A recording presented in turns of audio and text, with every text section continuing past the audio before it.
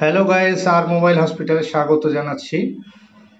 আজকে দেখাবো হচ্ছে চার্জিং সি টাইপ সিসি লাগানো। হ্যাঁ, তো এই পোর্টগুলো সাধারণত একটু ক্রিটিক্যাল, তো সবাই লাগাতে পারে না। তো এই সি টাইপ যে চার্জিং সকেটটা আছে, এটা লাগানোর কিভাবে পদ্ধতি, সেটা খুব সহজে আমি তোমাদেরকে দেখাবো। অনেকেই চার্জিং বোর্ডটাই চেঞ্জ করে দেয়, সিসি বোর্ডটা। তো আমরা বোর্ডটা না চেঞ্জ করে কিভাবে, দেখো, চার্জিং যে সকেটটা আছে সেই সকেটটা আমরা চেঞ্জ করছি। তোমরা একটু মনোযোগ দিয়ে দেখো। তো আমরা পিসিবি হোল্ডারে লাগিয়ে নিয়েছি। পিসিবি হোল্ডারে এই যে চার্জিং বেসটাকে লাগিয়ে নিয়েছি। লাগানোর পরে আমরা চারিদিকে পেস্ট দিয়ে নেব। হ্যাঁ, পেস্ট দেওয়ার পরে আমাকে আরো একটা জিনিস লাগাতে হবে, সেটা হলো যে আমাদের মাইক লাগানো থাকে এখানে একটা। তো মাইকে হট টেপ দিয়ে দিতে হবে। যেন হট টেপটা দেওয়ার একটাই কারণ, যে যেন আমরা হট গানটা যখন চালাবো তখন এই যে মাইকটা যেন আমাদের হিট লেগে না নষ্ট হয়ে যায়। সেক্ষেত্রে আমরা সাইডে যে মাইকটা আছে, সিএমডি মাইকটা, এসএমডি মাইকটাকে আমরা ঢেকে নিব, যেন মাইকটাতে হিট লেগে না মাইকটা নষ্ট হয়। তো ঠিক আছে, চলো আমরা মাইকটাকে ঢেকে নিলাম হট টেপ দিয়ে।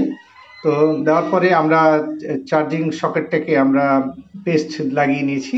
লাগানোর পরে আমরা সুন্দর করে হিট দিচ্ছি। দেখো, হিটটা চারিদিকে ঘুরিয়ে ঘুরিয়ে একটু দিবে। এই যে আমরা হিটটা দিচ্ছি, দেখো, এই হিটটা দেওয়ার ফলে দেখো আমি একটু ঘুরিয়ে নিলাম বোর্ডটা আবার। তো যা হোক, দেখো আমি হিটটা দিচ্ছি কিভাবে। আচ্ছা, বোর্ডটা একটু টাইট হয়েছিল, যা হোক আবার লাগিয়ে নিলাম আমরা।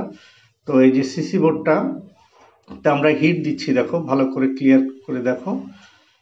এই যে বোর্ডটাতে আমরা হিট দিচ্ছি। হিট দেওয়ার পরে আস্তে করে আমরা সিসিটাকে উঠিয়ে নিলাম, মানে চার্জিং সকেটটাকে আমরা উঠিয়ে নিলাম। এখন চার্জিং সকেটটা উঠানোর পরে আমাদেরকে এই যে দেখতে পাচ্ছ, এই সকেটটাই আমরা লাগাবো, চার্জিং সকেট। হ্যাঁ, মানে এই সকেটটা ভালো আছে, আমরা উঠিয়ে লাগানোর পদ্ধতিটা দেখানোর জন্য আমি এটা উঠালাম। হ্যাঁ, তো যাই হোক, দেখো এই সিসি বোর্ডটা যখন উঠানোর পরে যে কাজটা করতে হবে আমাদেরকে, তাতাল দিয়ে এই জায়গাটা, প্রত্যেকটা যে পিন আছে এই পিনগুলোকে তাতাল দিয়ে খুব সুন্দর করে ক্লিয়ার করে নিতে হবে। হ্যাঁ, তো আমরা এই ফাঁকে একটু রজন দিয়ে নিব। রজন দিয়ে এই জায়গাটাকে তাতাল চালালে যে পয়েন্টগুলো আছে পয়েন্টগুলো ক্লিয়ার হয়ে যায়। হ্যাঁ, মানে একটার সঙ্গে আরেকটা মানে অনেক সময় লেগে যায়। তো এই রজন দিয়ে এই কাজটা করলে প্রত্যেকটা পয়েন্ট আলাদা আলাদা হয়ে থাকে, মানে কোনো পয়েন্টের সঙ্গে কোনো পয়েন্ট লাগবে না, মানে পিনগুলো একটার সঙ্গে আরেকটা রাং লেগে যায় অনেক সময়। তো এই রজনটা দিলে আমাদের একটার সঙ্গে আরেকটা পিন লাগবে না। তো যাই হোক, তা আমরা এখানে পরিষ্কার করে আমি রজন দিয়ে একটু তাতাল চালিয়ে ক্লিয়ার করে নিলাম।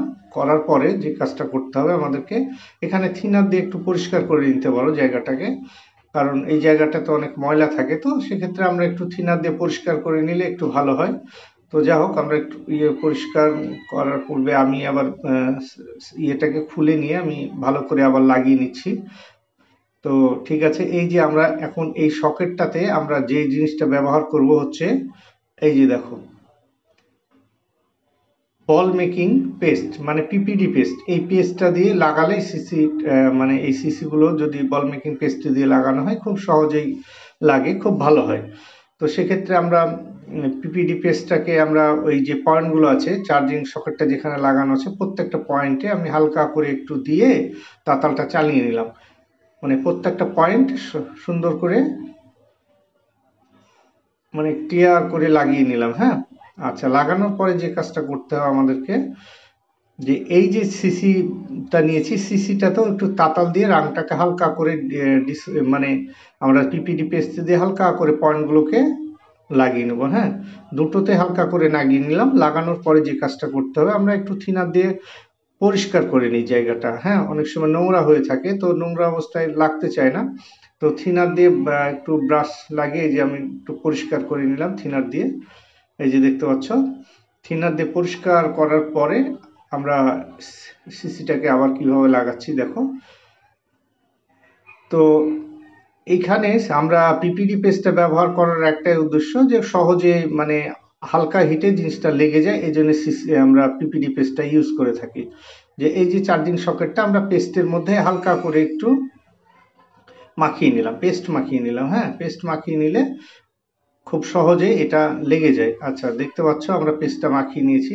মাখানোর পরে আমরা ওই যে অংশতে আমরা সিসিটা লাগাবো সেই জায়গাটাকে হালকা করে হিট দিয়ে নিব আমরা। হ্যাঁ, হিট দিয়ে লাগানোর পরে দেখো আমি সাইডটা হিট দিয়ে দিচ্ছি, মানে ওইখানে যে পিপিডি পেস্টটা লাগানো হয়েছে পিপিডি পেস্টটা গলে যাবে। গলে যাওয়ার পরে যে আমরা যদি সকেটটাকে দেই তাহলে সকেটটা ইজি ভাবে বসে যাবে।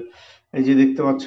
তো যাই হোক আমি এই যে লাগানোর চেষ্টা করছি, দেখো ওর উপরে জাস্ট একটু বসিয়ে দিতে হবে। হ্যাঁ, দেখো আবার জিনিসটা পড়ে গেল। তো যাই হোক আমি আবার উঠিয়ে লাগাচ্ছি।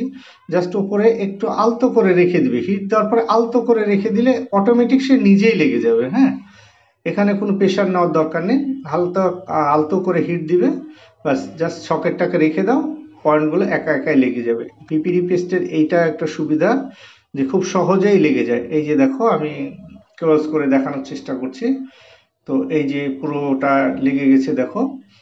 তো লাগার পরে যে কাজটা করতে হবে, চারি সাইডে যেটা চারটা পিন থাকে সেই পিনগুলো একটু রাং দিয়ে একটু মোটা করে সোল্ডারিং করে দেবো, মানে পিনটা যেন খুব টাইট হয়ে লেগে থাকে। অনেক সময় চার্জার অনেকে কি করে জোরে চাপ দিয়ে লাগায়, তো যদি এই পয়েন্টগুলো ভালো করে না লেগে থাকে তাহলে সেক্ষেত্রে চার্জিং পিনটা খুলে যায়। তো যাই হোক আমরা এই যে তাতাল দিয়ে মুখটাকে এবার যে মুখের পিনগুলো আছে পিনগুলোকে হালকা করে সোল্ডারিং করে নিলাম। আর চারি সাইডে যে পিনগুলো আছে পিনগুলোতে হালকা রাং দিয়ে একটু মোটা করে সোল্ডারিং করে নেব। হ্যাঁ,